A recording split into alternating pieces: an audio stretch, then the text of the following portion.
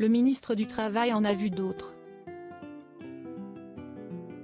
Accusé de favoritisme dans un futur procès à propos d'un marché public conclu en 2020, Olivier Dussopt est au cœur de toutes les interrogations. Ce samedi 4 février, il a tenu à mettre les choses au clair sur France Inter, et a déclaré qu'il souhaitait continuer à convaincre de sa bonne foi. Une épreuve professionnelle qui s'ajoute aux tragédies personnelles que le ministre du Travail a vécues, plus jeune. Dans un long portrait publié en 2007, Libération révélait qu'Olivier Dussopt a dû affronter 2 drames familiaux peu avant de se lancer en politique.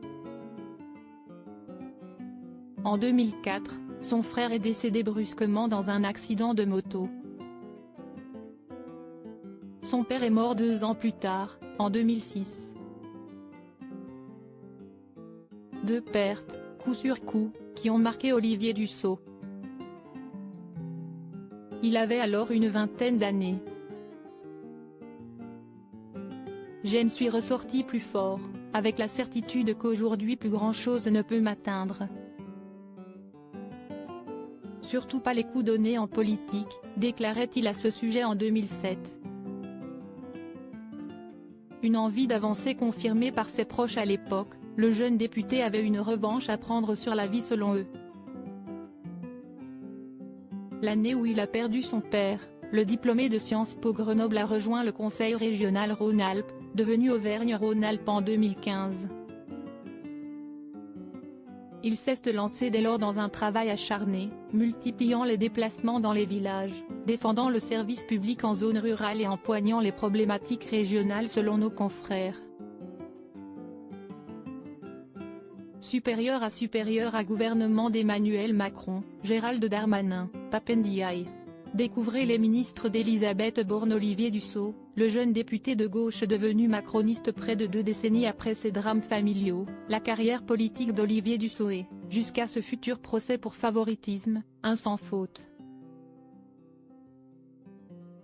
Le jeune député socialiste, né dans une famille modeste et en révolte contre les inégalités, est devenu membre de la majorité présidentielle.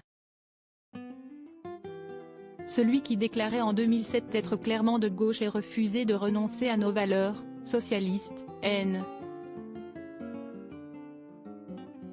DLR, pour aller vers une conversion forcée au social-libéralisme, appartient désormais à la Macronie. Toutefois, sa relation avec Emmanuel Macron n'a pas toujours été une évidence. En 2014, Olivier Dussopt a failli en venir aux mains avec le président de la République, à l'époque ministre de l'économie. Il s'était finalement contenté de le traiter de connard dans les couloirs de l'Assemblée nationale. Crédit photo, Stéphane Le Mouton.